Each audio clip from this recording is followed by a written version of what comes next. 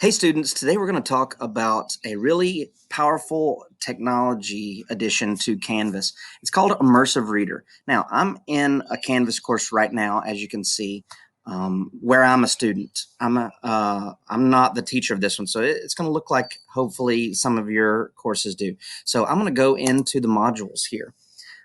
This is only available in Canvas pages, and you guys may not know the difference between those two. It's not going to show up in your assignments or links or things like that, but if you go down here and you find icons that look like this one next to Kahoot and things like that, we're going to go to eBooks, audio books, and Lightbox Interactive. That's a page. It's going to have a lot of good text on it for us. And if you look up in the top right-hand corner, let me get rid of my beautiful face. If you look in the top right-hand corner, you're going to see a box that says Immersive Reader. That's been there for a long time. You may or may not have already clicked on it. Okay, so today, boom, we're going to click on it, and it's going to look like this. Notice that it took the same text that was here, and it changed it for you. Okay, so it's a little bit more spaced out. It's a lot easier to read.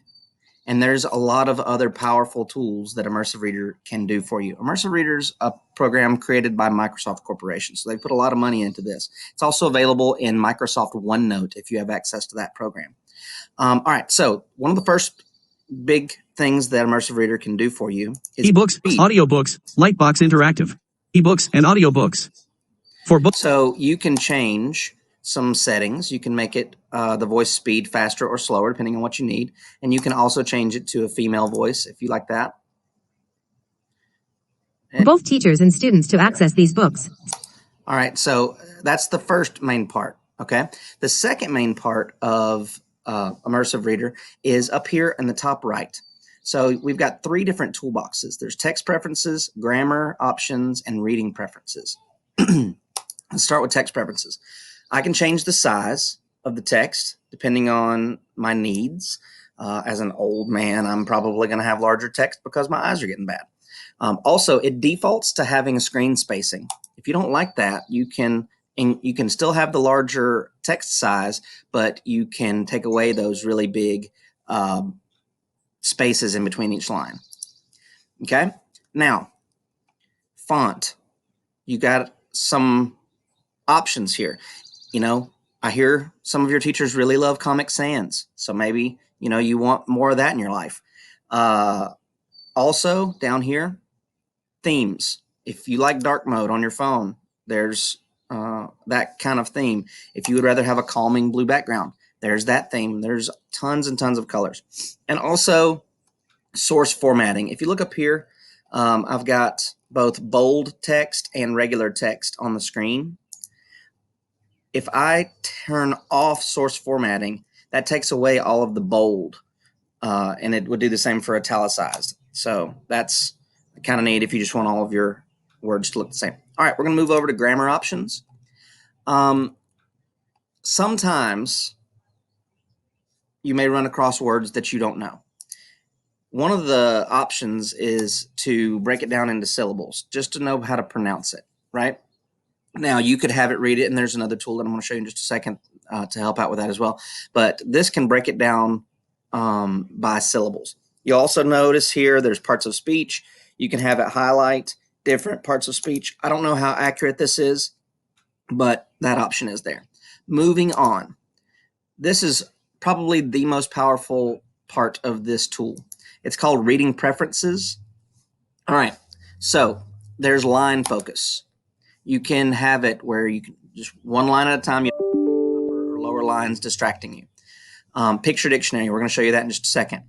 You can have it translate into one of several languages. There's 3 different Spanish dialects on here. You can get it to translate into that. You can get it translated by word, or you can get the entire document translated into a different language. I don't know the accuracy of it. Obviously, a fluent speaker of Spanish is a better person to translate a document, but it gets by for what it is. Now, we've set translate by word. We've set up picture dictionary. So I want to go into the Immersive Reader and show you what that does. Okay, so every one of these words is clickable. I can click it and it'll show you the English, I can listen to it. Maybe. Oh, with better internet connection, you can listen to it. You've got the Spanish translation. And then for this specific one, this isn't the case for all of them. There's a picture. Titles. There it goes. Now it's caught up with me. The picture is going to maybe give you enough information if you don't know a word to get you by, and so you know what it's talking about. Obviously, every word doesn't have a picture, but a lot of them do, and it's really, really a strong tool for passages that you may be reading. Your teachers know about this tool now.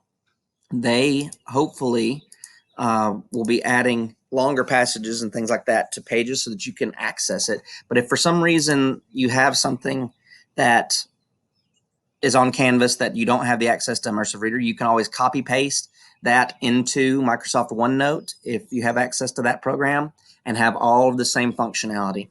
Really, really powerful tool.